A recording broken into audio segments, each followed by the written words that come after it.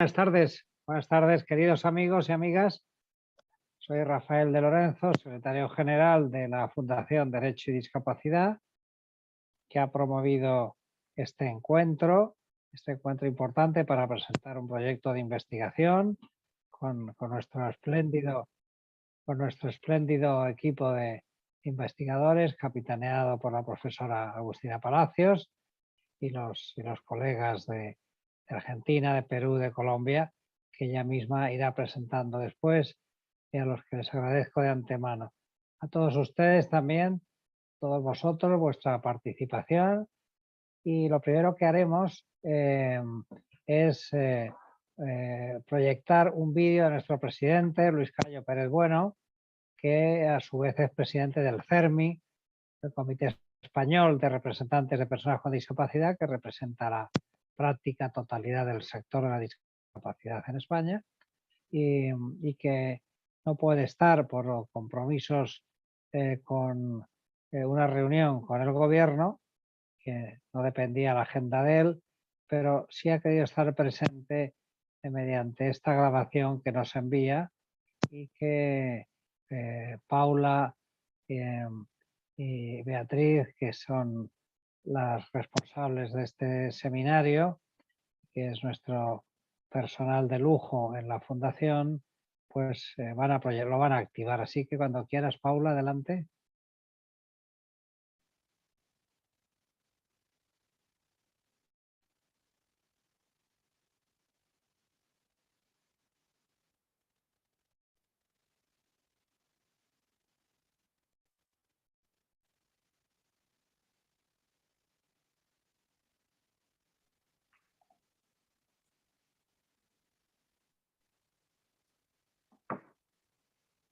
Buenas tardes para quienes nos siguen desde España, buenos días para quienes lo hacen desde el área latinoamericana. Me presento, soy Luis Cayo Pérez Bueno, presidente del patronato de la Fundación Derecho y Discapacidad, una fundación originariamente española que reúne, que congrega a personas expertas y comprometidas con la causa de las personas con discapacidad, procedentes de la academia, de la investigación, de la actividad.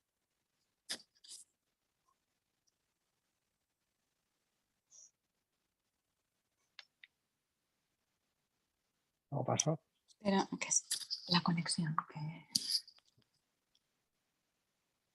De la defensa de los derechos humanos, de la dirigencia del movimiento asociativo o de la responsabilidad y gestión en las administraciones y poderes públicos. Todas ellas reunidas con un afán compartido de estar, de poner el talento, la creatividad, el compromiso al servicio de los derechos humanos de las personas con discapacidad, para que se hagan efectivos, para que sean reales y no haya circunstancias, situaciones, entornos, procesos, incluso mentales, que separen a las personas con discapacidad del ejercicio efectivo de sus derechos humanos por razones asociadas a la discapacidad. Hemos convocado esta sesión de trabajo, una sesión dirigida, como decía, tanto a Europa como a Latinoamérica, para presentar el proyecto LATAMDIS, que consiste en el primer medidor en línea del cumplimiento de la observancia de los derechos humanos de las personas con discapacidad en la región latinoamericana, siempre siguiendo, ateniéndose al enfoque encarnado en la Convención Internacional sobre los Derechos de las Personas con Discapacidad de Naciones Unidas del año 2006. Entendemos fundamental que los derechos no solo hay que proclamarlos, no solo hay que codificarlos, expresarlos en normas de derecho positivo, como ese tratado internacional, que es acaso el suceso, el hecho de mayor importancia que nos ha sucedido a las personas con discapacidad a lo largo de la historia. No solo hay que enunciar, que proclamar, que expresar los derechos humanos de las personas con discapacidad, sino que sobre todo hay que cumplirlos. Cuando se pregunta a las personas con discapacidad, al menos en España, donde tenemos un conocimiento más directo, desde luego que hay todavía déficit normativos, leyes injustas, leyes discriminatorias, segregadoras, segregacionistas, por razón o materia de discapacidad, leyes que no existen, no están promulgadas y que deberían aprobarse para hacer pues que esos derechos no estén tan distantes como muchas veces los percibimos, pero al menos en nuestro país el énfasis, las personas con discapacidad, cuando se les pregunta directamente, cuando pueden hablar por sí mismas, lo ponen en el incumplimiento generalizado del ordenamiento jurídico que pretendidamente las protege, las ampara y les proporciona medios para que esos derechos no sean declaraciones vacías. Por tanto, esta herramienta, este instrumento, la TANDIS, se ha concebido, se ha configurado para que midamos y tengamos herramientas que nos digan con fidelidad, con exactitud, cuál es el grado de cumplimiento de los derechos humanos de las personas con discapacidad en Latinoamérica. Nuestra fundación fundamentalmente despliega su actividad en España, inmediatamente en Europa, pero tenemos una clara vocación latinoamericana. Tenemos dentro del propio patronato y la estructura de gestión de la fundación una persona, la doctora argentina Agustina Palacios, que tiene encomendada la misión específica de promover, de alentar, de interactuar con este enfoque de derechos humanos de las personas con discapacidad en el área latinoamericana. Y ha sido precisamente la doctora Palacios a quien desde aquí agradezco enormemente pues, su desinteresada contribución para disponer, para gozar de esta herramienta, la que ha encabezado un grupo de trabajo de otras personas expertas del área latinoamericana que nos permiten hoy disponer de esta herramienta en línea, poder usarla, poder aplicarla y obtener resultados que permitan bajar o reducir la brecha de goce de los derechos humanos por cuestiones asociadas a discapacidad. Esta tarde, esta mañana, en esta sesión de trabajo presentamos esta herramienta que ha sido posible gracias a una ayuda económica del Ministerio de Asuntos Exteriores, Unión Europea y Cooperación Internacional de España, que en una convocatoria pública de concurrencia competitiva ha distinguido este proyecto con una cantidad que nos ha permitido materializarlo en una herramienta, en un instrumento en línea, digital, accesible, que nos va a proporcionar información fiable, exacta, real, en tiempo muy parecido al que están sucediendo los hechos, de aquellas cuestiones de mayor trascendencia en el ámbito de los derechos humanos de las personas con discapacidad. Agradezco al Ministerio de Asuntos Exteriores, Unión Europea y Cooperación Internacional del Reino de España la confianza depositada y creo que no la hemos defraudado porque esta herramienta, gracias sobre todo a las personas que la han diseñado, que la han configurado, que la han desplegado, que seguidamente nos hablarán, se dirigirán a todas las personas que estamos conectadas, pues proporciona un servicio inédito, pionero, que no existía como tal en toda la comunidad de personas interesadas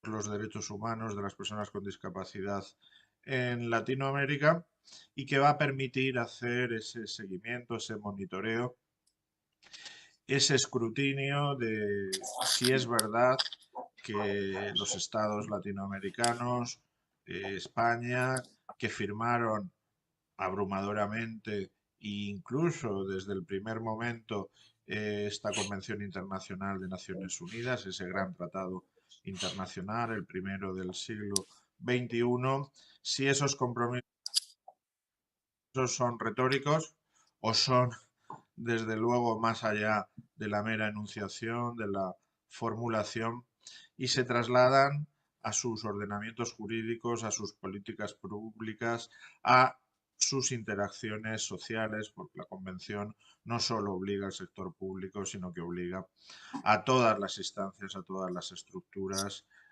globales, colectivas, particulares, públicas, privadas, de las sociedades allí donde está promulgada y rigen sus mandatos. Vamos a poder hacer incidencia, un activismo más preciso, presión, a partir de la información que nos ofrezca LATAM-DIS, para que esas proclamaciones, esas adhesiones no sean meramente enunciativas, sino sobre todo reales y prácticas.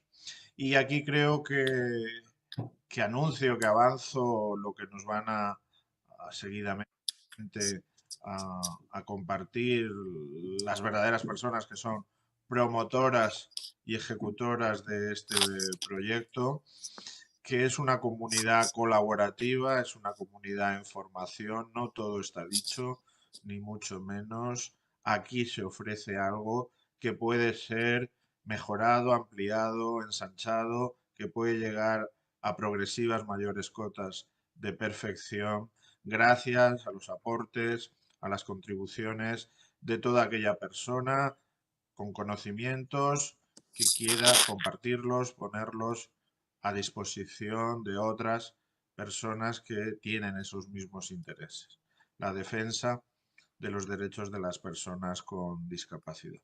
Podemos crear una comunidad de conocimiento y una comunidad de acción sugestiva, productiva, que mutuamente nos refuerce, nos beneficie y nos robustezca para que los derechos humanos de las personas con discapacidad en Latinoamérica, en España, en cualquier parte del mundo, siempre amenazados, siempre disminuidos, siempre en riesgo de no verlos realizados, pues comience o deje de ser ese paisaje cansado, esa fatiga visual del incumplimiento, para pasar a un paisaje donde seamos las propias personas con discapacidad, sus familias, aquellas expertos, expertas, académicos que tienen interés, activistas de todo tipo,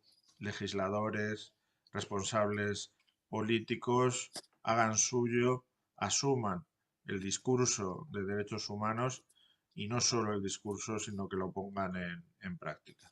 Esta ha sido la intención, el propósito de la Fundación Derecho y Discapacidad, de todo su patronato, al que yo tengo el placer y el honor de representar aquí, al secretario general de la Fundación Derecho y Discapacidad, el doctor Rafael de Lorenzo. Lo escucharán más adelante en esta sesión. A todo el equipo de gestión que ha ayudado, que ha acompañado a las expertas académicas latinoamericanas, pues en la formalización, en la arquitectura técnica, a la coordinadora de la Fundación Derecho y Discapacidad, Beatriz de Miguel, a la responsable de proyectos, Paula Pérez, a presentar una herramienta que no es definitiva, que será mejor cuanto más se desarrolle y que se hará más grande y más útil conforme reciba aportaciones, porque esto es un camino que ahora mismo iniciamos y del que solo hemos dado el pistoletazo de salida. Muchas gracias.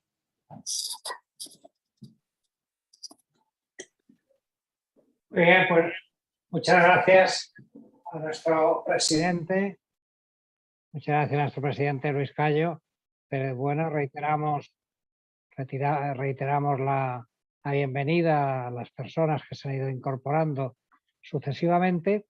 y sin más preámbulo le dejo los mandos a nuestra coordinadora general, Beatriz de Miguel, para que ella haga las presentaciones oportunas, ya sea la profesora Agustina Palacios y todo el equipo los que pasen a presentarnos este proyecto. Un saludo cordial y luego intervendré al final de la actividad.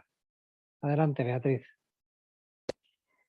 Muchas gracias a todos por asistir, muchas gracias por la presentación.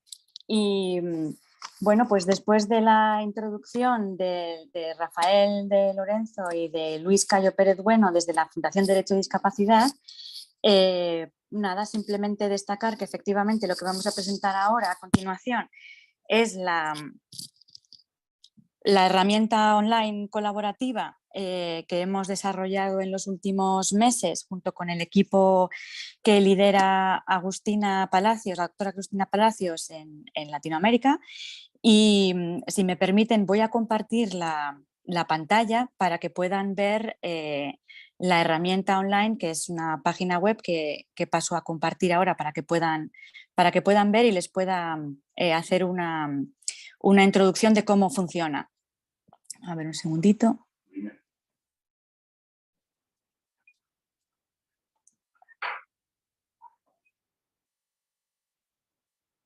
Bien. Pues aquí está la página web que estamos viendo, que es la TAMDIS, que como pueden ver es un medidor en línea del cumplimiento de la Convención de Naciones Unidas de los Derechos de las Personas con Discapacidad en Latinoamérica. En esta primera página pueden acceder a las diferentes secciones que se compone esta herramienta. En primer lugar, un espacio en el que pueden acceder a mayor información acerca de cómo ha surgido este proyecto, en qué consiste, que es un poco la introducción que ha realizado nuestro presidente Luis Cayo Pérez Bueno y nuestro secretario general Rafael de Lorenzo. Y cuáles han sido los antecedentes, quiénes son las entidades que impulsan el proyecto y hacia dónde se dirige este proyecto, que como ya se ha resaltado es un proyecto colaborativo que pretende reforzar la cooperación internacional con toda la región latinoamericana, y que se muestra aquí un pequeño, digamos, proyecto piloto en el cual han cooperado Argentina, Perú y Colombia, y que esperamos que podamos extender al resto de la región. En el siguiente apartado entro ya directamente en lo que es el núcleo de esta herramienta, que es el buscador de indicadores. Como vemos, al pinchar en ese espacio se abre un cuadro de búsqueda para poder seleccionar el cuadro de indicadores correspondiente, que se puede hacer una búsqueda, como se puede ver, por artículos de la Convención de Derechos Humanos de Personas con Discapacidad de Naciones Unidas y por país.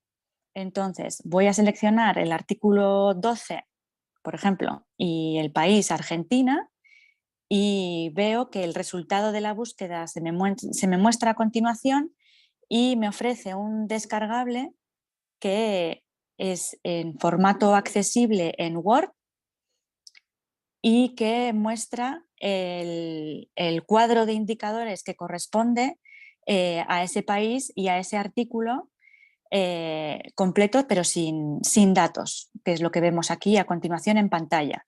Y muestra tanto los indicadores estructurales como de proceso y de resultado.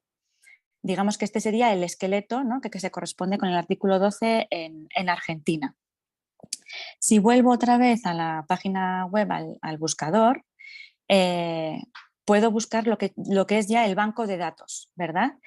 Y ahí selecciono nuevamente artículo 12 Argentina, selecciono también el tipo de indicador que deseo buscar, por ejemplo, los indicadores estructurales, y al realizar la búsqueda obtengo como resultado otro descargable, y en esta ocasión este descargable me incluye no solamente los los cuadros de indicadores, sino que además viene el reporte de Argentina, es decir, los datos que se corresponden con esos indicadores, y una columna al final en la cual puedo ver cómo se valora el grado de cumplimiento del país en ese indicador, en ese tipo de indicador y en ese artículo. Parcialmente cumplido o no cumplido, cumplido, etcétera, etcétera. Esta sería un poco la estructura básica de esta herramienta. Como hemos visto en los desplegables, por ahora solamente contamos con la información que se refiere a los artículos 12 y 13 y de esos 3 países que hemos mencionado, Argentina, Colombia y Perú, porque se trata de un proyecto piloto y la idea precisamente de esta sesión es mostrar la herramienta y todo su potencial, porque la idea es seguir desarrollándola en un futuro y pues establecer contactos con otras personas interesadas, expertos, profesionales, académicos de otros países de la región y poder seguir haciendo crecer esta herramienta pues para que sea útil y válida en todos los países de la región y poder hacer así un medidor que refleje realmente el grado de implementación de la convención en toda la región. Me gustaría destacar que precisamente para continuar de vista al futuro esta cooperación y establecer nuevos lazos de contacto, etcétera, hay un apartado que es precisamente de contacto, en el cual vienen ahí tanto la dirección como el teléfono, como la página web, el email de contacto, por si hay interés en establecer contacto con la Fundación para continuar con este proyecto. Y también me gustaría destacar otra cuestión, que es que esta herramienta de la TANDIS está enlazada, como pueden ver arriba, con una red que se llama Red de Juristas por la Discapacidad, que es otro proyecto que tiene también la Fundación Derecho y Discapacidad, que es precisamente una red que pretende establecer contacto entre todos los juristas interesados por los derechos de las personas con discapacidad y que tiene espíritu iberoamericano. Les animo a todos a pasear por esta página web que ahora mismo la están viendo en pantalla, que tiene acceso a noticias, a agenda con cuestiones de interés, en la que pueden hacerse miembros y contactar con otros miembros de la red, en la cual hay foros para discutir, debatir, compartir experiencias y tener acceso también a documentos que pueden ser de interés. Todo esto, acceso para los que deseen registrarse como miembros y mantener el contacto. Y sin más dilación, pues deseo dar el paso a la doctora Agustina Palacios, que es realmente la que ha liderado el equipo allí en Argentina, pues que ha desarrollado lo que es el núcleo del proyecto, que son los cuadros de indicadores y toda la recogida de datos y la sistematización, etcétera, etcétera, para que ella explique ya lo que es el contenido de esta herramienta. Así que Agustina, si estás ahí, te paso la palabra. Muchas gracias. Bueno, muchas gracias, Beatriz. Muy buenos días y muy buenas tardes a todas las personas presentes. Vemos a través del chat que realmente están presentes varios países de nuestra región latinoamericana y también nuestra querida España. Así que bueno, muchas gracias por acompañarnos. Bueno, en primer lugar, comentarles que el equipo que se abocó a generar los indicadores y a comenzar, ¿no? a investigar y a tratar de volcar esos contenidos que luego fueron a su vez volcados en esta página que acaba Beatriz de presentar, ha estado conformado, como bien han dicho, desde Argentina, desde Perú y desde Colombia. ¿sí? Desde Argentina hemos trabajado junto con Hernán Cianciardo, de la Universidad Nacional de Rosario. En Perú hemos trabajado con Renata Bregaglio, de la Universidad Pontificia Católica del Perú. Y en Colombia hemos trabajado con Federico Izaza y Juliana Bustamante, ambos de la Universidad de los Andes, ¿no? de Colombia. Este ha sido el equipo que me ha acompañado muy fuertemente. La verdad que se decía recién que lideré, no he liderado nada, son compañeros y compañeras, y me atrevo a decir también que con ellos una fuerte amistad, y eso se ha logrado ver en este proceso que fue corto y fue complejo, pero que, como ha dicho Luis Cayo en la presentación, esto creo, no lo ha dicho así textual, pero creo que ha sido la idea, es un punto, más que un punto final, es un punto de partida, ¿no? Es decir, bueno, presentar esto como una herramienta que es flexible y además colaborativa, y que esperamos poder modificar y profundizar en sus contenidos, y en cuanto a sumar nuevos acompañamientos de diferentes países. Bueno, hemos trabajado también, por supuesto, con Beatriz, que ha sido el alma de este proyecto, y bueno, y les mando un saludo muy especial a Luis Cayo y a Rafael de Lorenzo por la confianza, ¿no?, en darnos la posibilidad de emprender este viaje que recién comienza. Primera estación para recoger compañeros y compañeras, y para revisar un poco lo que se ha estado trabajando. Bueno, como sabemos, la Convención sobre los Derechos de las Personas con Discapacidad ha creado en su momento un comité sobre los derechos de las personas con discapacidad, que en el marco del Sistema Universal de Protección de los Derechos Humanos nos viene marcando, ¿no?, la distancia que hay todavía hoy entre el ámbito normativo, el ámbito de las normas, de las leyes, y el ámbito sociológico, qué pasa en la realidad, ¿no? El comité lo ha hecho a través de observaciones generales, donde interpreta el contenido y alcance de los derechos, y también, bueno, con informes finales respecto de países y del incumplimiento que muchas veces se va marcando en cuanto al avance que debía haber ya a tantos años de que entró en vigor la Convención al día de la fecha.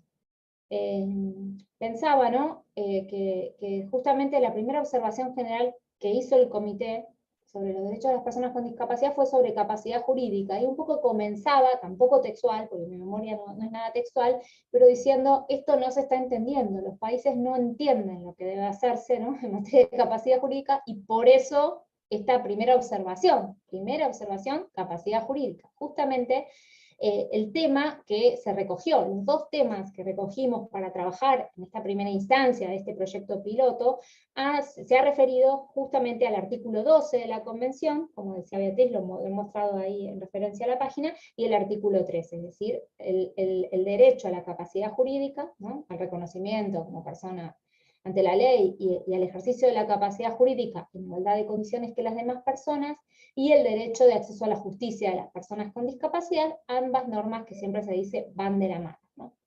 Lo que quizás no va de la mano es, como decíamos, el marco normativo con el cumplimiento, ¿no? Lo que sucede en la realidad. También eso lo ha marcado Luis, ¿no?, de cómo las personas con discapacidad reclaman y reivindican, ¿no?, esto de necesidad de ahondar en el cumplimiento, en la efectividad de los derechos humanos que están reconocidos. Justamente en materia de capacidad jurídica, nuestra región latinoamericana está viviendo, ¿no?, un proceso importante e interesante. Bueno, ya podemos decir región iberoamericana, porque España también recientemente ha modificado su legislación, también a la luz de la Convención en esta materia. Este proceso se ha iniciado en Latinoamérica, en Argentina en el año 2015, con la reforma y unificación del Código Civil y Comercial. Le siguió Costa Rica en el 2016, mediante una norma específica sobre autonomía personal de las personas con discapacidad.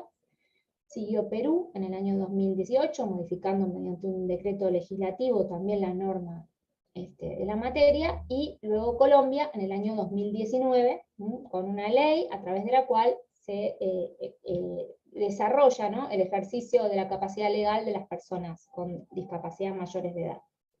Actualmente, por eso me alegra mucho ver que hay gente de varios lugares, ¿no?, de nuestra región, esto se está estudiando en varios países, ¿no? Y hay proyectos ya en algunos casos más avanzados y en otros en menos, pero por eso me parece que esta herramienta que estamos presentando hoy, bueno, es un insumo importante e interesante, mucho más si logramos esta ida y vuelta, ¿no?, esta comunicación con otros países y esta sumatoria, ¿no? Bueno, nosotros y nosotras hemos trabajado sobre unos indicadores. Para eso hemos tomado una serie de documentación y hemos diferenciado, como ustedes podrán ver y verán en la página que queda, ¿no?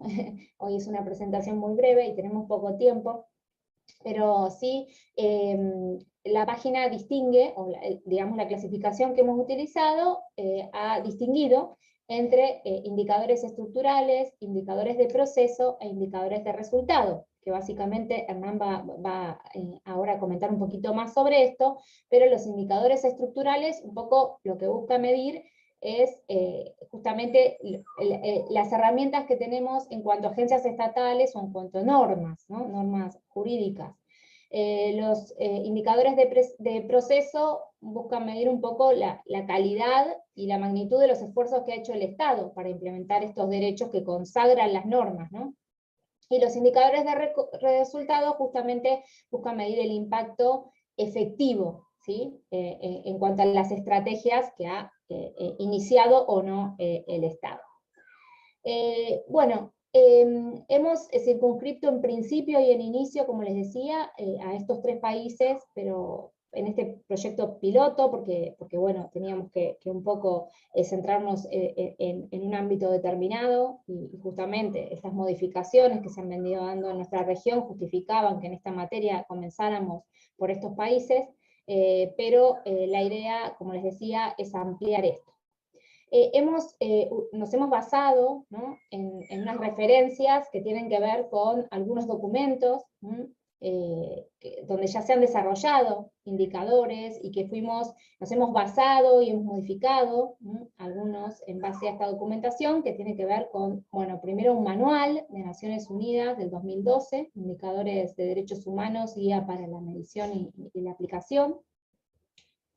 Un proyecto muy interesante, que seguramente muchos y muchas de ustedes podrán conocer, Acortando Distancias, Bridging the Gap de 2020, ¿no? De sistematización de un proceso de elaboración de un plan de acción nacional para los derechos de las personas con discapacidad, que se ha dado en Paraguay.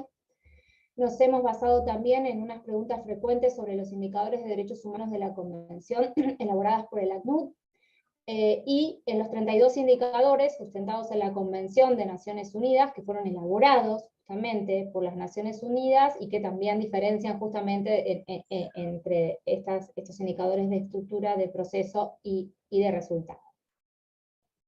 Hemos trabajado sobre 2 artículos que, como les decía, consideramos claves por el contexto y por ser la base, ¿no?, estructural del derecho a tener derechos, del derecho a ejercer esos derechos en igualdad de condiciones y sin discriminación por motivo de discapacidad, y sobre lo cual todavía, más allá de que ha habido reformas normativas, todavía hay mucho por hacer en el ámbito de poder plasmar este todavía nuevo modelo de apoyos para la toma de decisiones, entre todavía este nuevo modelo que pretende de alguna manera dejar atrás un modelo sustitutivo que, a pesar de cambios normativos, como les decía, sigue vigente.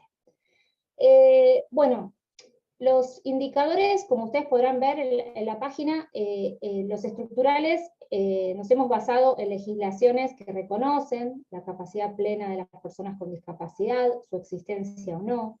El saber si todavía en nuestros países existen legislaciones, ¿no?, en nuestros 3 países, que siguen restringiendo la capacidad jurídica por motivo de discapacidad, porque puede suceder que un país haya modificado su legislación civil, por ejemplo, pero que sigan vigentes otras normas que, en base al paradigma anterior, todavía sean incompatibles con este nuevo cambio, y entonces, como todavía no hay una formación, y a eso voy a ir en un rato, ¿no?, y una capacitación por parte de quienes son operadores y operadoras jurídicas, bueno, todavía esas normas realmente traen muchos problemas, ¿no?, a la hora de su aplicación.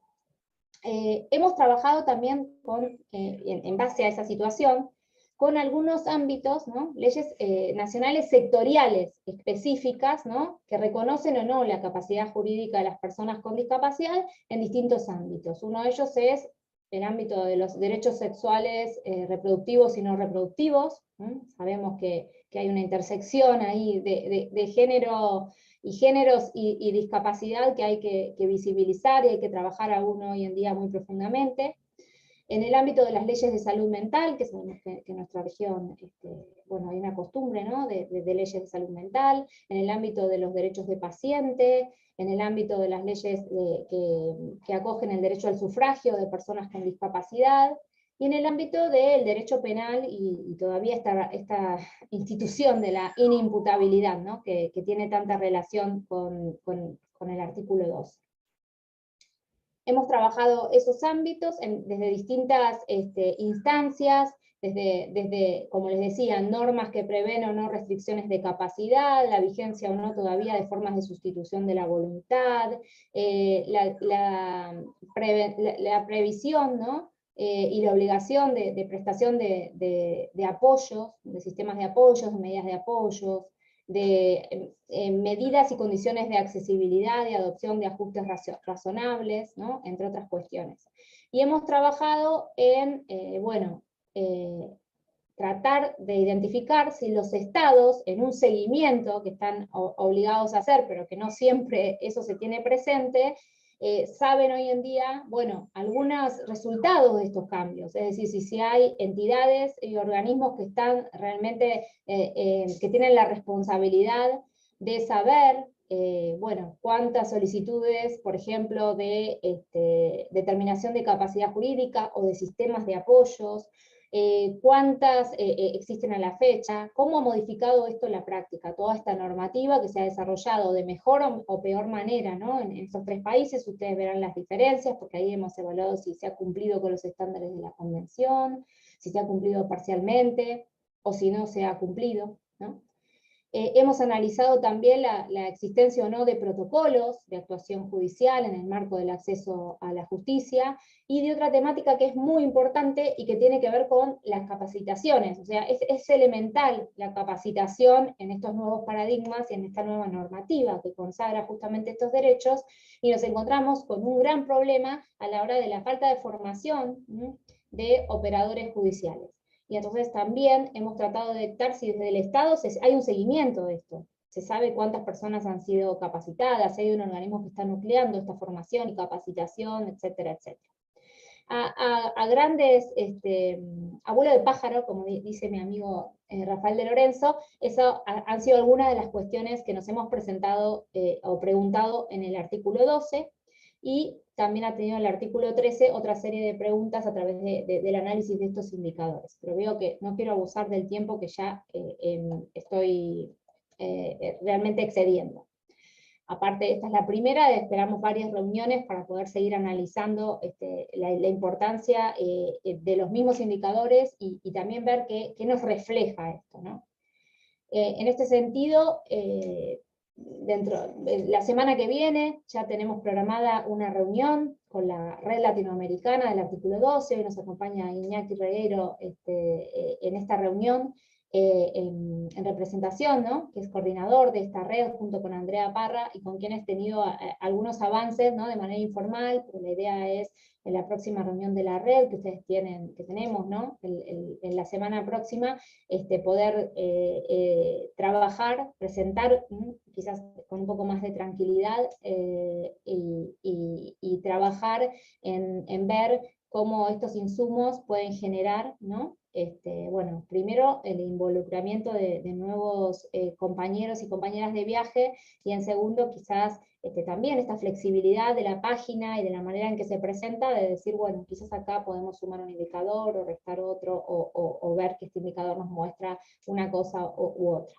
Lo último que quiero decir es que el análisis de si el Estado cumple o no, evidentemente es un análisis nuestro, o sea, nosotros hemos analizado el indicador, ¿no?, lo hemos validado, y luego esto de decir se cumple o no con los estándares de la Convención, corresponde a cada equipo, ¿no?, y a los equipos en conjunto, bueno, obviamente eso también es un tema de debate, ¿no?, que sería bueno también sumar al debate.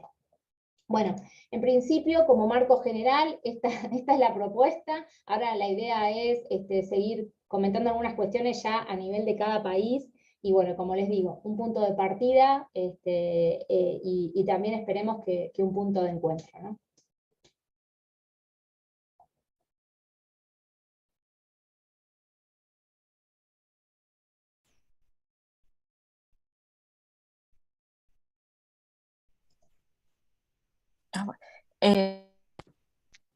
Muchas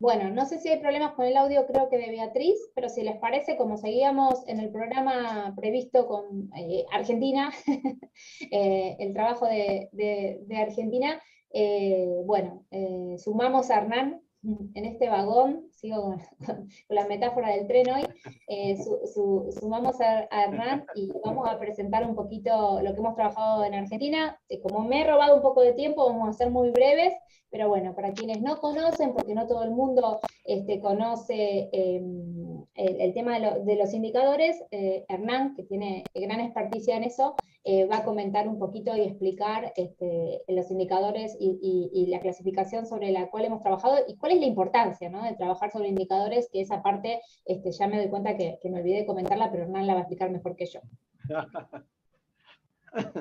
Hola, ¿qué tal? ¿Cómo andan? ¿Se escucha bien? Bueno, primero y principal quería saludar a todos y sobre todo aprovechar este momento institucional para saludarlos. O sea, y para los que están afuera y los que están adentro, que entiendan que este es, como decía Agustina, un trabajo que tiene que ver con algo muy importante en un momento con el que estamos viviendo hoy en el mundo, ¿no?, que es un equipo, porque es un equipo, no es un grupo de personas que tratan de esto, ¿no?, de buscar el derecho a tener derecho a la convivencia para poder vivir en paz, ¿no? Y paz en un momento donde la guerra nos asedia constantemente. Entonces me parece que es un redoble de apuesta. Y esto lo voy a hilvanar porque después de Agustina, como se imaginarán, es muy difícil hablar.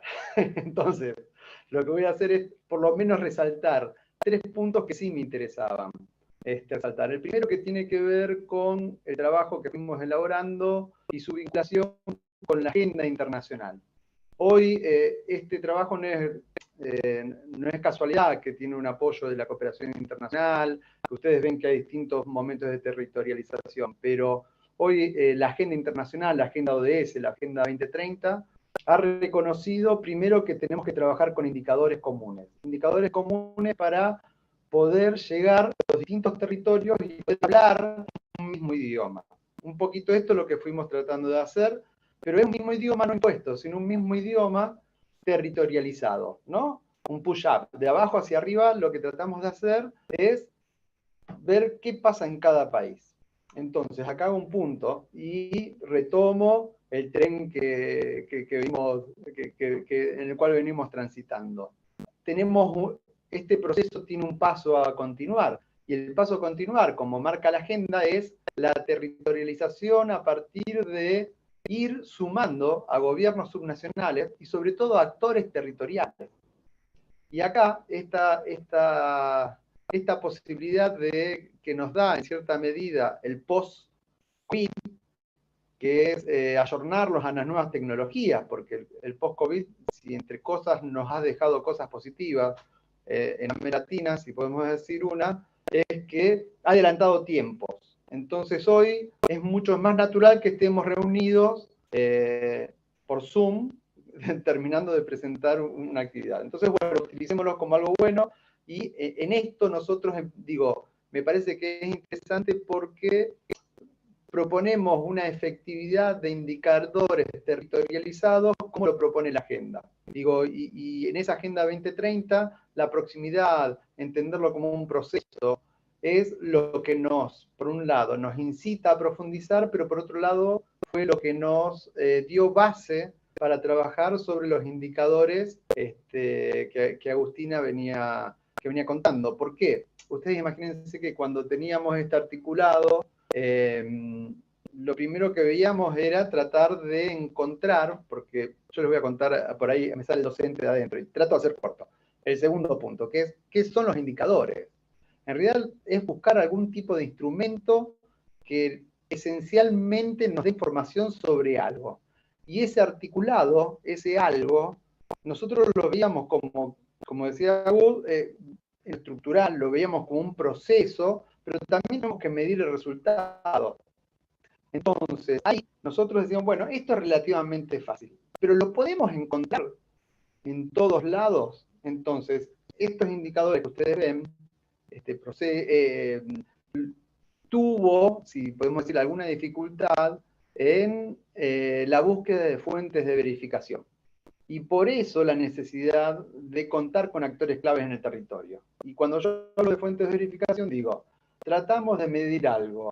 Y ese algo que se mide, ¿cómo podemos verificar que realmente sea lo que decimos? Porque después a este punto lo vamos a tratar de medir, lo vamos a particularizar, lo vamos a trabajar. Bueno, esto fue lo que decantó en la presentación que hizo Beatriz. Yo estoy contando el backstage, lo que pasa atrás de la peli, pero cómo lo fuimos trabajando. Entonces, nosotros plantearnos estructura por ahí es mucho más fácil, porque son estructurales, están, no están, están legalizados. Ahora, ¿cómo hacemos para medir estos procesos? Y esto nos abre, a lo mejor, algo que dijimos en su momento, que lo charlamos, pero nos abre a posibles posibilidades, a posibilidades de incluso hasta generar algún tipo de semáforo, ¿no? De decir, bueno, a ver, este derecho está en rojo, en amarillo, en verde, le podemos dar colores, le podemos dar sonidos diferentes, como para ir midiéndolo. ¿Y esto por qué? Porque nosotros lo que vamos eran indicadores que sean independientes, que sean verificables, que tengan algún tipo de validez, pero sobre todo que sean accesibles. Y esta accesibilidad es, me parece, lo esencial, porque tiene que estar territorializado. Nosotros, digo, cuando hablo de nosotros, hablo de América Latina, me pongo todo esto, pero en Iberoamérica, como bien ya decía Agustina, nos caracterizamos justamente por una diversidad, pero una diversidad que se encuentra entrelazada y no necesariamente reconocida. Y en esa diversidad, la discapacidad es doblemente escondida. Y ahí es donde nosotros podemos también, y necesitamos, encontrar indicadores, o sea, encontrar instrumentos que nos sirvan para medir, para monitorear tanto en el resultado de lo que legalmente se cristaliza como un deseo, como en el proceso. Entonces, para no irme mucho más tiempo, porque si no me escapo, me parece que se puede contar y contamos con una herramienta que es un puntapié inicial, pero es un puntapié inicial que nos permite ya comenzar a medir buenas prácticas, que nos permite ya comenzar a pensar posibilidades, esto de generar propuestas, porque hoy, digo hoy siempre, pero en realidad las propuestas basadas en datos son la base como para que podamos sumar. Y a su vez, utilizar lo que venimos haciendo, ¿no? Que es esta red, generar redes y potenciarnos, y repito, y con esto cierro, en un momento muy difícil. Nosotros en América Latina tenemos un par de récords, o por lo menos indicadores que son muy malos, que somos el continente más desigual, y según la misma fuente de verificación, no solamente que somos el continente más desigual, sino que somos los que menos confiamos en las instituciones. Y eso, hablando de derechos, es muy complicado. Entonces, bueno, me parece que esto es en un momento en el cual necesitamos que las instituciones se fortalezcan, en un momento en el cual necesitamos que haya una mayor equidad, necesitamos de este tipo de herramientas para poder trabajar en derechos y por los derechos. Así que, mira, no abro más porque si no me voy, me extiendo demasiado. Cualquier cosa, bueno, después estamos al diálogo. Bueno, y mil gracias, la verdad que fantástico el equipo. Con eso mostré hace rato. Bueno, muchas gracias, Hernán. voy a hacer un cierre que tiene que ver con algunas cuestiones que hemos podido detectar, ¿no?, en el trabajo de estos indicadores en Argentina, pero bueno, cuestiones generales. Probablemente si les interesa podemos hacer en algún otro momento una reunión desarrollando, ¿no?, cada uno, pero sería imposible, y más que por países, más multiplicado que son los artículos, no se permite entrar, ¿no?, a un desarrollo profundo. Pero algunas cuestiones muy generales que hemos visto, y que creo lo he visto en Argentina, pero bueno, lo hemos visto en el resto de países, si bien todavía falta, ¿no?, que nos llegue información, es que hay muchos más indicadores estructurales, ¿no?, que de proceso y de resultado, es decir, hay incumplimiento, ¿no? O sea, hemos avanzado, como decíamos, en nuestra región, en nuestros países concretamente, hemos avanzado en indicadores estructurales, existen normas, ¿sí?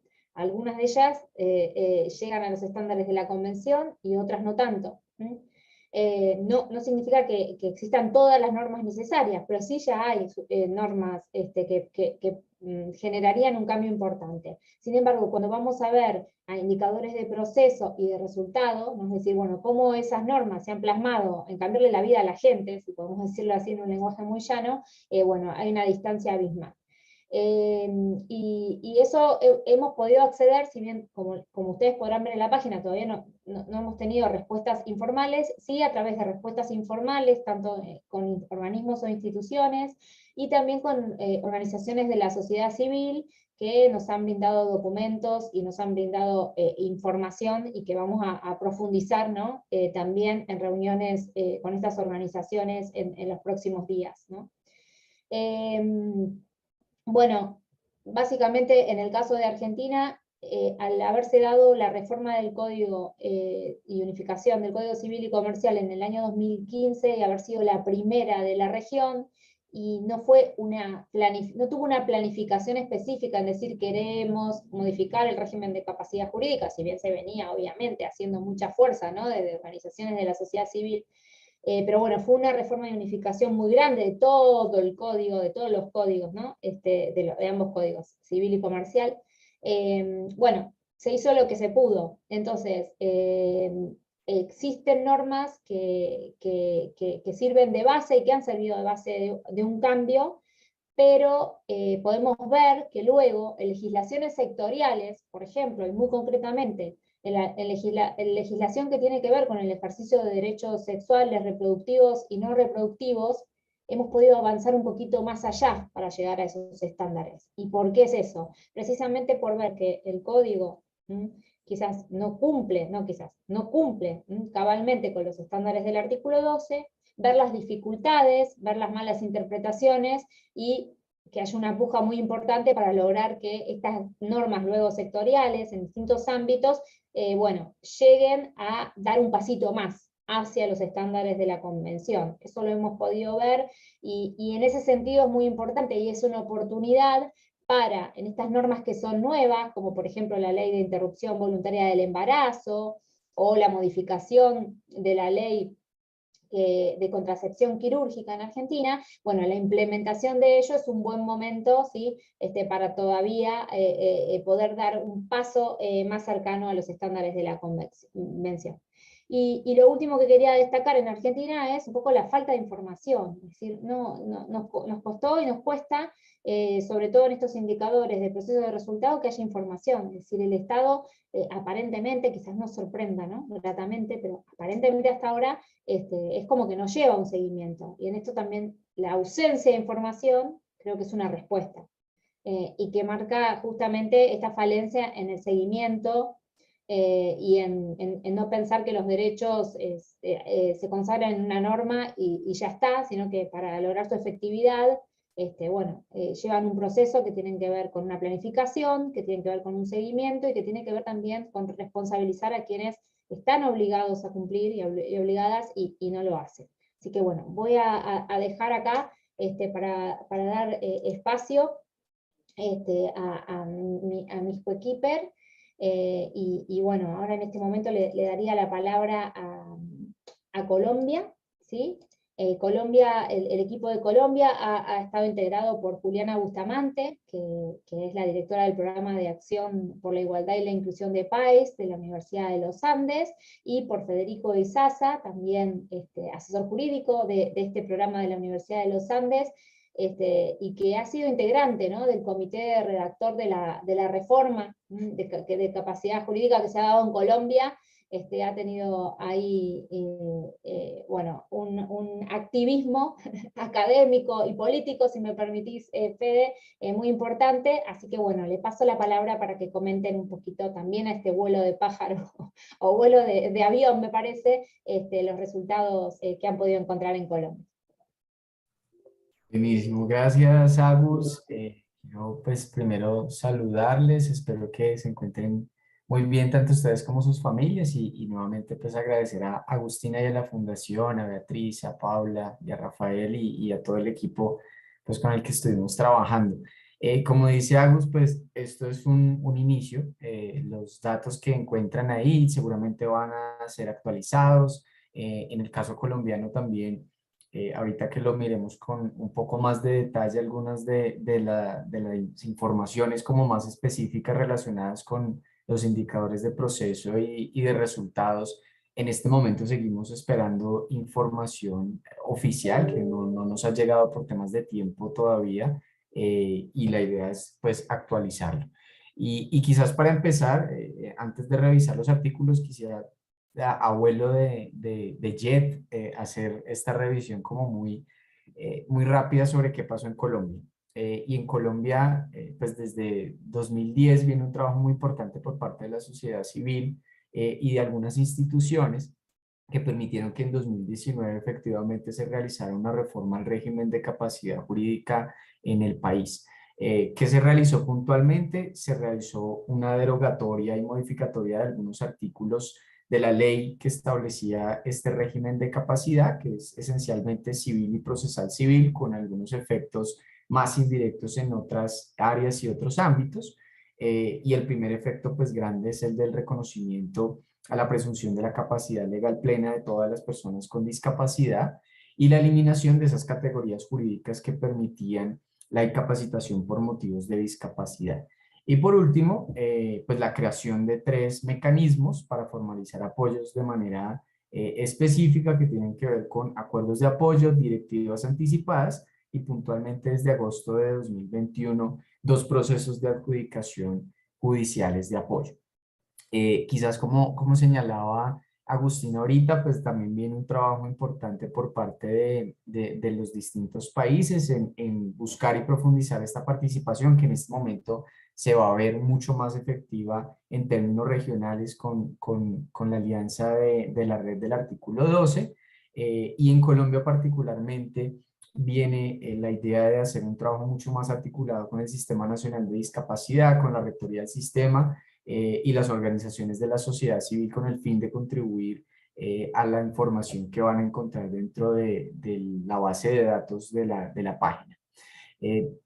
Y ahora ya de manera muy rápida para finalizar, quisiera como hacer un barrido por las conclusiones de estas primeras revisiones de información de indicadores en Colombia, tanto el artículo 12 como el artículo 13 con el que trabajamos con Juliana, como mencionó Agustina. Y frente al tema de indicadores estructurales, pues lo que encontramos es que en un término muy general, a partir de los indicadores puntuales del artículo 12, tenemos unos resultados donde hay generalmente un cumplido o un parcialmente cumplido, ya que estamos hablando esencialmente de derogatorias, de modificaciones, de reconocimientos específicos de derecho. Falta todavía este reconocimiento más específico o en términos más generales de interpretación frente a algunos ámbitos que van más allá de pronto de lo civil, y tenemos aquí en nuestro país una necesidad de revisar cómo esa interpretación que tenemos de la ley, en tanto hay unas derogatorias expresas y unas derogatorias mucho más tácitas, y necesitamos ver cómo desde lo judicial empieza a verse eso en efectivo. Luego, frente a los indicadores de proceso, encontramos que hay un cumplimiento también parcial, y que los cumplimientos que se han generado a partir de la información que nos han dado las distintas entidades tienen que ver especialmente con la consecución de distintas capacitaciones, con números importantes de personas capacitadas de distintos sectores. Ahora viene, es un trabajo que creo que desde sociedad civil incluye una revisión ya más a profundidad de estos resultados de indicadores que tienen que ver también con, bueno, ya tenemos el número de personas capacitadas, pero ahora hay que ver cómo efectivamente fueron capacitadas y si realmente han tenido ya un entendimiento pleno de las implicaciones, por ejemplo, de la aplicación de la ley. Ver qué tan efectivas han sido esas capacitaciones. Y frente a los indicadores de resultado, es donde en este momento tenemos más información pendiente que no estamos seguros de que necesariamente vayamos a tener.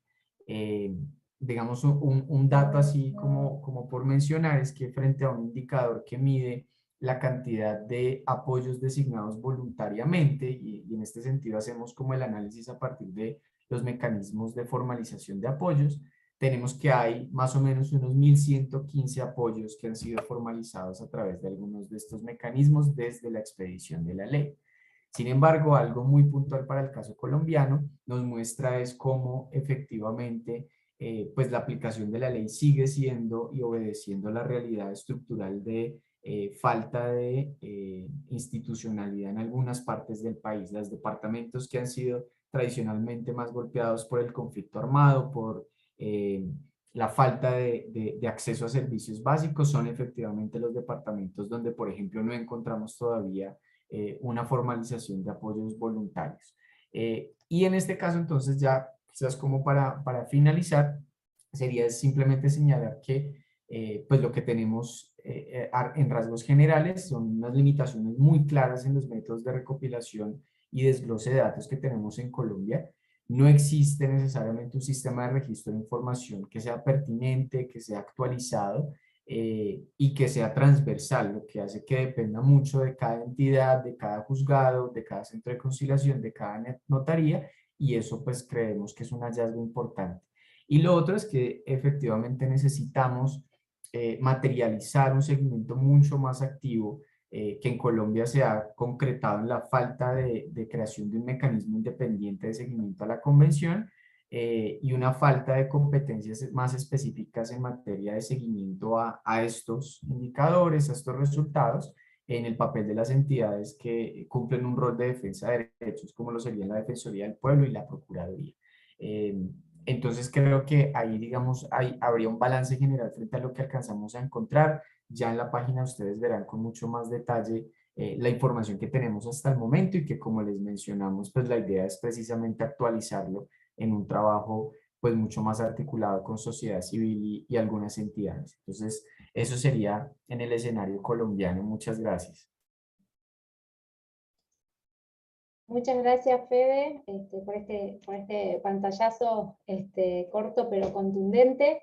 Y bueno, le voy a pasar la palabra entonces ahora a Renata Bregaglio, otra amiga querida. Renata es abogada y magíster en Derechos Humanos por la Pontificia Universidad Católica del Perú, y también tiene un vasto currículum, ¿sí? También está involucrada en todo lo que ha sido la reforma, y sigue muy involucrada, sobre todo dirigiendo la clínica jurídica en discapacidad y derechos humanos de esta universidad, que ha tenido muy buenos resultados respecto de la efectividad de los derechos de las personas con discapacidad. Así que Renata les va a comentar un poco los resultados de Perú. Bueno, Agustina, muchas gracias. Buenos días para algunas personas, buenas tardes para otras, con todos, todas y todes. Quería primero también, al igual que Federico, agradecer por la oportunidad de sumarme a este proyecto, tanto al equipo a cargo de la coordinación, Agustina, Beatriz, Paula y Rafael, como también al equipo con el que hemos trabajado en estos meses, a Federico, Juliana, Hernán y por supuesto también a Agustina. Yo les voy a comentar también rápidamente cuál es el balance en el caso peruano, y empezaría un poco también como empezó Federico, contextualizando que Perú tuvo una reforma a su Código Civil en el año 2018, y esta reforma nos ha permitido que varios de los indicadores estructurales los podamos considerar cumplidos, No así, lamentablemente, los indicadores de proceso y de resultado. Y creo que eso también dice mucho de las dificultades operativas que puede atravesar una reforma para lograr efectivizarse. Entonces, tenemos una modificación a nuestro Código Civil que fue dada en virtud de un mandato de la Ley General de la Persona con Discapacidad que se adoptó en el año 2012. Y nuestra reforma es muy parecida a la reforma colombiana. Elimina la interdicción por supuestos vinculados a la discapacidad, elimina la incapacidad civil, por lo tanto, establece un sistema de apoyos y salvaguardias, distinguiendo dos niveles de apoyo, apoyos libres y voluntarios para la mayoría de personas con discapacidad, y apoyos excepcionales o apoyos intensos para el caso de personas con discapacidad que no puedan manifestar su voluntad. Pero es bien importante porque también se ha modificado una norma de nuestro Código Civil que señala que la manifestación de la voluntad no puede darse solamente a través de medios tradicionales, sino que los operadores jurídicos y en general cuando se celebre un acto jurídico es necesario realizar todas las adaptaciones de accesibilidad y proveer todos los ajustes razonables que sean posibles para que esta persona manifieste su voluntad, aceptando entonces que la manifestación de voluntad puede darse a partir de diferentes soportes o canales. Y también cabe la designación de apoyos a futuro. Entonces, con esta legislación, yo diría que la mayoría de los indicadores estructurales que se plantean en este proyecto se cumplen. Tenemos una legislación que reconoce la capacidad jurídica, no se restringe la capacidad jurídica por motivo de discapacidad, tenemos un sistema de apoyos establecido, tenemos también un mecanismo para la restitución de la capacidad jurídica, tanto la norma que aprobó la reforma al Código Civil, como luego normas posteriores adoptadas por el Poder Judicial, establecieron un sistema de restitución de capacidad jurídica. El proceso de restitución se ha demorado un poco, eso hay que decirlo. No quiero decir que la pandemia es la única razón por la que esto ha ocurrido, pero sin duda ha influenciado en la demora procesal. El día de ayer, y esto va a alimentar de todas maneras la matriz de los indicadores, pero el día de ayer se ha aprobado en el Poder Judicial una resolución que crea un mecanismo para acelerar las restituciones de capacidad jurídica, adaptándose a la modalidad virtual, y se esperaría que con eso pues esto pudiera ir un poquito más rápido. Y también se está viendo la posibilidad de articular al Poder Judicial con el Ministerio de Justicia y con el Registro Nacional de Personas para depurar de la lista de personas con sentencia de incapacidad aquellas que hayan fallecido, y de esa manera sea más fácil identificar a quienes sí hay que hacerles esa restitución de capacidad jurídica. ¿Dónde diría yo que Perú todavía se encuentra a mitad de camino a nivel de indicadores estructurales? Pues básicamente a nivel de legislaciones sectoriales. Estos indicadores en donde se plantea que las legislaciones no solamente se tiene que hacer el reconocimiento de capacidad jurídica de manera global, sino que tiene que estar explícitamente planteado en ciertos ámbitos: derechos sexuales y reproductivos, sufragio, derecho penal, salud mental y en general consentimiento médico. Ahí yo diría que todavía hay una deuda pendiente. El Código Civil se ha modificado y alguien podría pensar que con esta modificación hay una derogación y modificación tácita de las otras normas, pero eso quizás pueda ser correcto desde un punto de vista formal, pero no necesariamente funciona así en la práctica. Y entonces, por ejemplo, yo sí diría que hemos hecho esfuerzos por alinearnos en materia de salud mental. Tenemos una ley de salud mental que es post-reforma y que restringe, por ejemplo, las situaciones de internamiento psiquiátrico involuntario, y de hecho el reglamento de esa ley también reconoce la posibilidad de que intervengan apoyos en estos contextos. Pero, por ejemplo, todavía nuestra Constitución sigue manteniendo que la persona con interdicción no puede votar. Y entonces allí tendríamos una regulación explícita que está negando capacidad jurídica. Las normas penales sobre inimputabilidad no han sido modificadas. En Perú está despenalizado el aborto terapéutico. El protocolo de aborto terapéutico, que es previo a nuestra reforma, establece también de manera explícita que en caso de mujeres con discapacidad se requiere consentimiento de curador o curadora o representante civil, y nuestras múltiples legislaciones sobre consentimiento médico, ninguna ha sido alcanzada de manera directa por el código, y entonces todavía persisten estas normas que establecen, grueso modo, que las personas con discapacidad no pueden emitir consentimiento médico. A nivel de indicadores de proceso y a nivel de indicadores de resultado, la verdad es que hemos enfrentado, al igual que Colombia, muchas dificultades para obtener información, y hay mucha información que está pendiente, a pesar de que se ha vencido con creces el plazo que establece la legislación peruana para dar respuesta a los accesos a la información pública. Y acá, digamos, yo creo que no podría dar información cierta, porque no he podido recopilar toda la información sobre cada uno de estos indicadores. Pero hay algunas cosas que se han ido descubriendo como resultado de este proceso imperfecto, y creo que ahí me alineo mucho a lo que decía Federico. Y una de estas cosas que se ha ido descubriendo es que, por ejemplo, no hay información centralizada.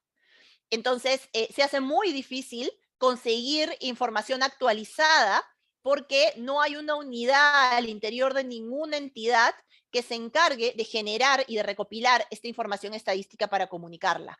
De hecho, de modo anecdótico, yo podría decir que he recibido llamadas de 4 o 5 dependencias judiciales o entidades del Estado a decirme que nunca en la vida le han hecho un pedido de esta naturaleza, y a pedirme que por favor simplifique lo que quiero pedir, porque en buen cristiano lo que me dijeron es, no, usted no es la única persona a la que le vamos a brindar información, entonces no nos puede pedir tal cantidad de información. Entonces creo que eso también nos dice de una norma que está, pero que en realidad no está permitiendo ser monitoreada y velar por si su aplicación se está dando de manera correcta o no. También he recibido respuestas cuando, por ejemplo, preguntaba cuántas designaciones de apoyo hay, cuántas restituciones de capacidad jurídica, he recibido respuestas consultándome por a qué me estoy refiriendo, evidenciando un desconocimiento de quienes son responsables de hacer estos procesos, de no saber que tienen que hacerlo y que esta es la información que se les está pidiendo. Entonces, a nivel de indicadores de proceso, del artículo 12, yo diría que lo que sí podemos decir que está cumplido es que tenemos un protocolo a nivel del Poder Judicial que reconoce la necesidad de hacer ajustes en el procedimiento en el que participen personas con discapacidad. Eso lo tenemos desde hace mucho tiempo. Pero en relación a el número de personas capacitadas, el número de procesos de capacitación que se hayan dado, cuántas restituciones de capacidad jurídica se han dado hasta el momento, cuántas designaciones de apoyo adicional, lamentablemente esa información no está centralizada y está llegando a cuentagotas. Y lo mismo bueno, ahí también estoy ya incorporando un poco los indicadores de resultado. Si no está la información en general, pues menos aún tampoco está desglosada por sexo, discapacidad o edad. Y para terminar, pasando a los indicadores del artículo 13 de acceso a la justicia, nuestra reforma al código también modificó algunas normas del Código Procesal Civil. Sin embargo, básicamente las normas que modificó son las normas para darle posibilidad a que haya un proceso de apoyos, pero no hizo modificaciones en línea con reconocer capacidad jurídica en el proceso.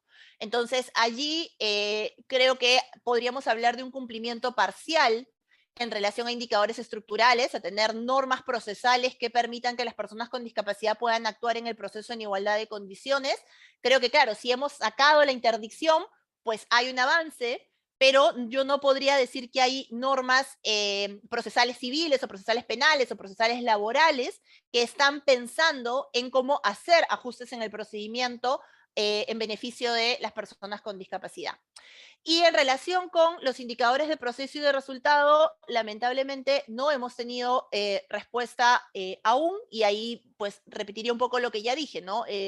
No se ha planificado un sistema de recopilación de información con enfoque de discapacidad. Y me quedaría allí para poder también aprovechar el espacio para las preguntas y el diálogo. Muchas gracias.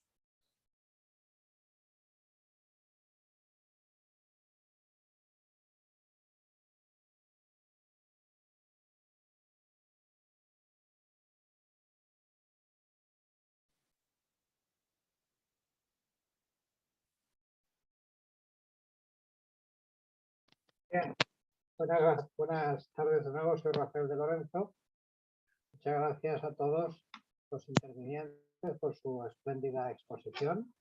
Y ahora vamos a pasar a las preguntas. Se han formulado varias preguntas por el chat y va a ser Paula Pérez, nuestra responsable de proyectos, la que va a ir leyendo las preguntas y canalizándolas a las personas concretas a las que se hayan podido formular. Sí pediría la respuesta a brevedad para que dé tiempo a formular cuantas más mejor. Muchas gracias.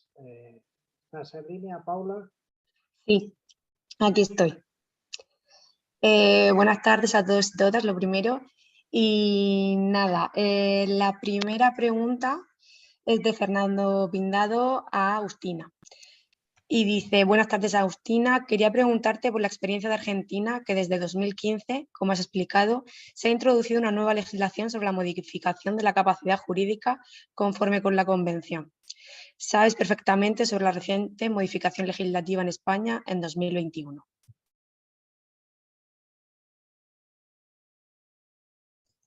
Bueno, muchas gracias Paula por tu apoyo y un saludo muy fuerte a Fernando. Y bueno, justamente creo que la experiencia que se dio en Argentina tiene que ver con algunas cuestiones que obligan en primer lugar a poner sobre la mesa que si esto de que la modificación de las normas, ¿no?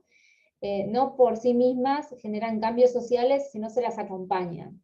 Y entonces, me parece que ustedes tienen un proceso ya recorrido, un poco más largo en España, que tienen una norma, pero que también sería importante acompañarla con esto de la capacitación. Y cuando me refiero a la capacitación, no solo me refiero a operadores judiciales en los cuales siempre pensamos, ¿no? Sino también en la necesidad de ir incorporando perspectiva de discapacidad y enfoque de derechos humanos a nivel de las universidades, a nivel de todas las carreras, porque bueno, esto sabemos que requiere de un enfoque interdisciplinario o transdisciplinario. Me parece que esa capacitación tiene que ser obligatoria de alguna manera. En Argentina tenemos algunas normas ya provinciales donde obligan a la capacitación en perspectiva de discapacidad y enfoque de derechos humanos a todas las personas que integran la administración pública, a todos los niveles y con todo lo que nos entendemos por administración pública, ¿no? Creo que esas normas que se dieron en Argentina en primer lugar en relación al género, la llamada ley Micaela en nuestro país, relativa al género, pero que ahora se ha replicado en materia de discapacidad, creo que va a ser un impulso importante, ¿no? Que todas las personas que integramos, porque por ejemplo yo soy investigadora de CONICET, soy profesora de universidad, pero dentro de lo que es el Poder Judicial, el otro día tuve que grabar unos cursos que tenía que pensar que tenían que estar destinados a jueces o juezas y a la ordenanza de que trabajan en el Poder Judicial, ¿no? Es decir, bueno, pero está muy bien y así tiene que ser, ¿no? Bueno, después se verá de cómo profundizar en esto, ¿no? Pero me parece que es una herramienta importantísima. Otra que tiene que ver con esto que hablábamos al inicio y que recién se reflotó con las intervenciones de Federico y de Renata, ¿no? Que es las normas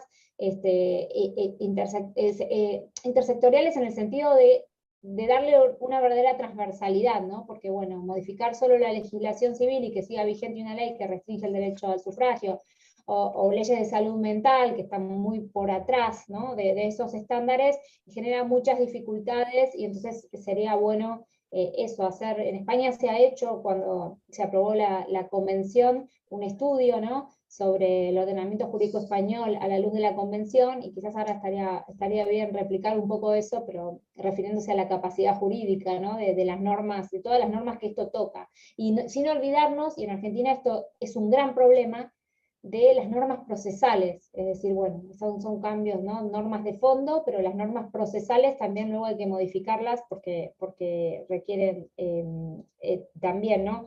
Un impulso en este cambio. Me dijo Rafael que fuera breve.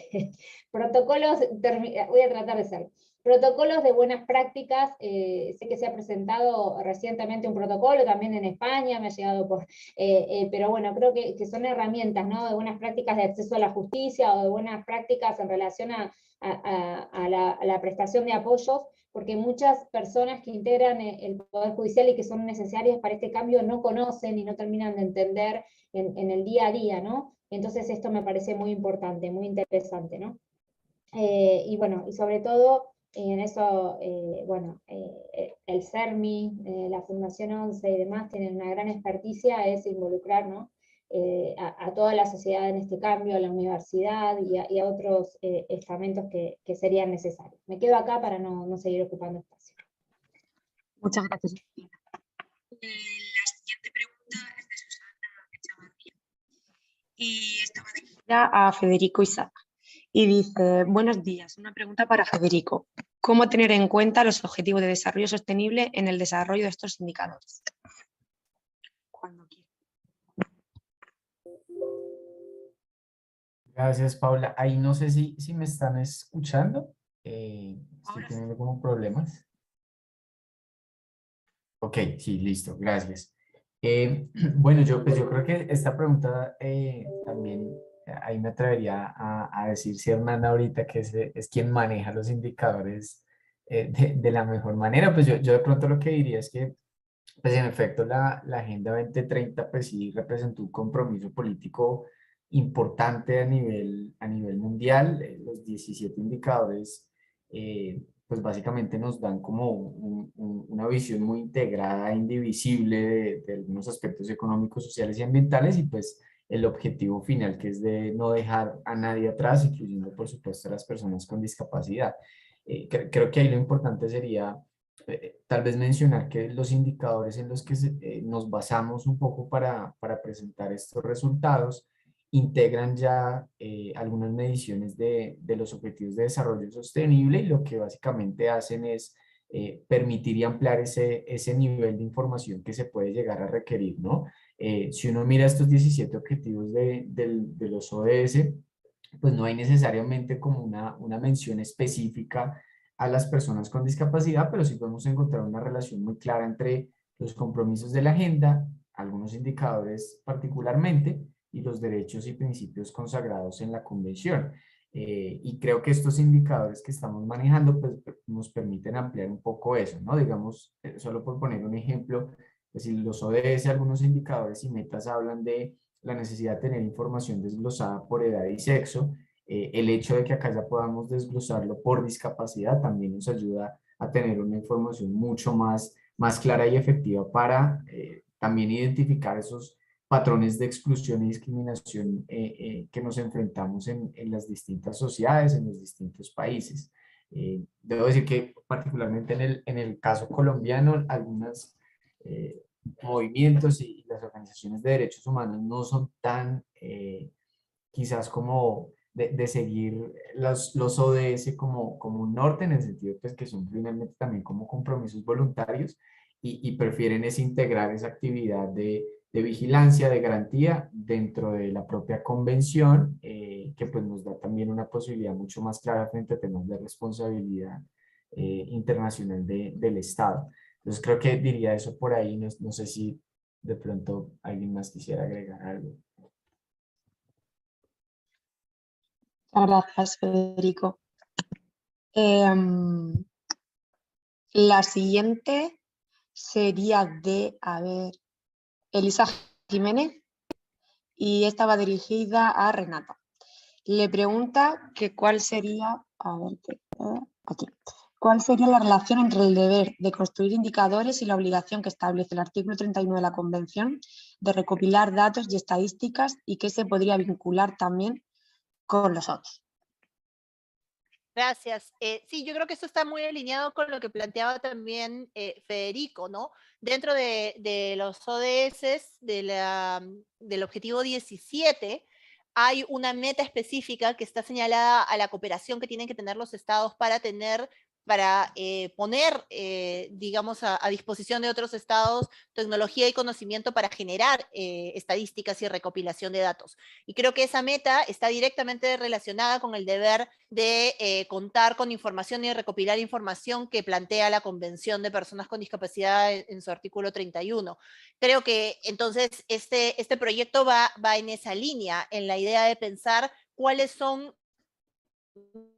mínimos comunes podemos tener entre las diferentes legislaciones para poder también, no solamente para saber cuál es el nivel de avance a nivel de país, o sea, saber, por ejemplo, el hecho de que en Perú no sepamos cuántas restituciones de capacidad, cuántas personas, cuál era nuestra línea de base, ¿no? Con cuántas personas bajo interdicción empezamos y cuántas restituciones de capacidad jurídica se han dado al día de hoy, es un problema, ¿no? Sin duda, allí hay dificultades para poder medir adecuadamente el avance de la reforma, pero creo que una de las cosas que también plantea el artículo 31 y es un aporte, es que no basta solamente con la información por país, sino que la meta debería ser lograr la comparabilidad entre los diferentes ordenamientos o entre las diferentes legislaciones. Entonces, creo que también el haber pensado en indicadores de monitoreo que puedan ser aplicados no solamente a Perú, sino a Perú, a Colombia, y que puedan ser también utilizados en Brasil, en Bolivia, en Chile, nos va a permitir poder tener herramientas para comparar los avances a nivel de legislaciones, ¿no? Entonces, pues a mí me parece que este es un primer esfuerzo, perfectible sin duda, porque no creo que hayamos sido infalibles en el ejercicio que hemos hecho, pero es un primer esfuerzo de decir, a ver, si queremos medir cómo está avanzando el reconocimiento de capacidad jurídica, esto podemos usar, y esto podemos usar en varios estados, no son indicadores construidos solo para Perú. Y del otro lado, le estamos diciendo a los estados, a los gobiernos, ustedes tienen que tener la información, porque vamos a empezar a solicitarla, vamos a empezar a pedirla, y entonces si no la tienen, entonces tienen que ponerse a producirla, porque hay una obligación en la convención que establece que deben tener esta data desagregada. Entonces, creo que este proyecto ayuda a aterrizar esta norma del artículo 31. Muchas gracias.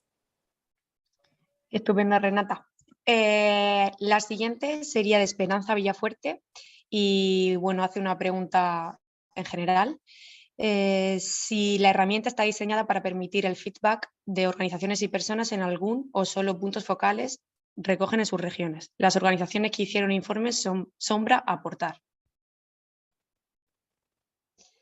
A ver.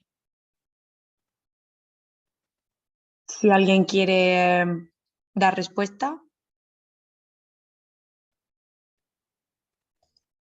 Bueno, a ver, empiezo yo y luego si no comprendí bien la respuesta, les pido al resto del equipo que me sigan.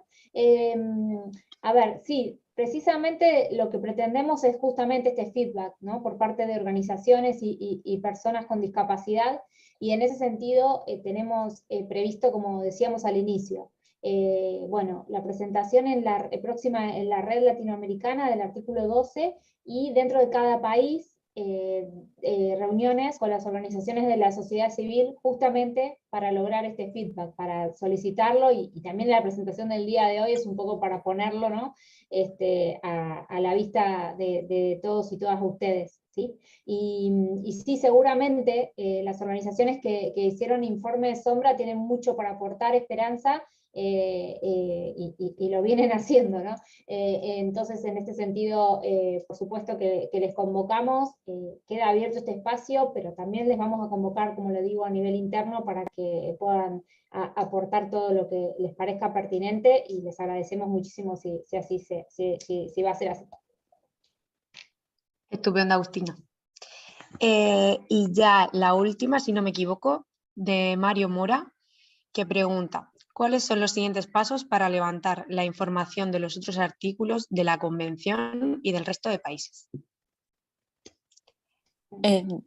Si me permites, claro, si me permites, pues respondo muy brevemente, porque es muy enlazada o prácticamente muy relacionada con lo que acaba de contestar Agustina. Efectivamente, esto que se ha mostrado es un proyecto piloto, y ahora la idea es continuar el trabajo para completar el resto de artículos en los países que ya han iniciado el camino, ¿no? Y abrir la puerta para que otros países puedan completar también la información. Y para ello, como hemos comentado, la idea va a ser escribirles a todos los que ya han participado en este seminario y se han registrado, aportando nuestros datos de contacto, pues para mantener o abrir nuevas vías de comunicación y desarrollar ese trabajo. y además pues seguiremos haciendo difusión de este proyecto pues para que pueda llegar a cuantas más personas y entidades y profesionales y académicos mejor. Y yo creo que eso resumiría un poco la respuesta, si no me equivoco. Muchas gracias.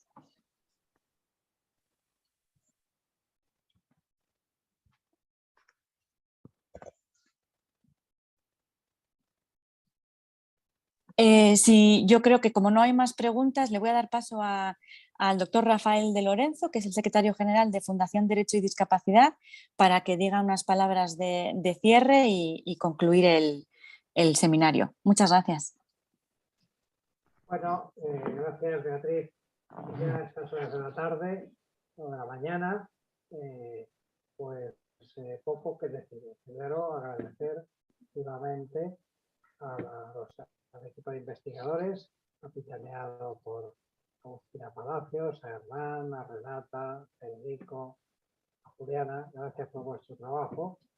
Desde luego, decirles que esta sesión está grabada y tenemos la web y esperemos que esté disponible, que vamos a continuar el contacto con todos ustedes, con las personas que estén interesadas en hacer un seguimiento de este tipo de trabajos y de participar y de colaborar. Lo iremos precisando en cada caso. En fin, hemos iniciado un camino, hemos dado solo un primer paso y de lo que se trata es de que esta herramienta vaya creciendo, completándose, siendo realmente útil para toda nuestra comunidad latinoamericana y del Caribe. Por tanto, gracias a todos y tenemos en contacto y sabemos que solos no podemos hacer casi nada, creando esta generación de red, de lazos, de relación, de colaboración, de trabajo, pues podremos ir consiguiendo avances, al principio necesariamente modestos, pero que poco a poco alcanzarán un tamaño y una calidad que prestarán en el futuro un servicio importante a todo el gran proyecto que en derechos de las personas con discapacidad, desde luego en nuestra comunidad latinoamericana. Gracias, buenos días, amigos, amigas de Latinoamérica, buenas tardes, amigos de España. Después bien aquí estudiamos, habiendo respetado aproximadamente el horario previsto, con poca desviación y convocándoles para próximos encuentros y colaboraciones, ya que tenemos sus datos de relación y estaremos a su disposición pues, para que esto sea dinámico, interactivo, provechoso, en fin, estamos más útiles y es luego colectivamente mucho más eficaz. Gracias. Buenos días, buenas tardes.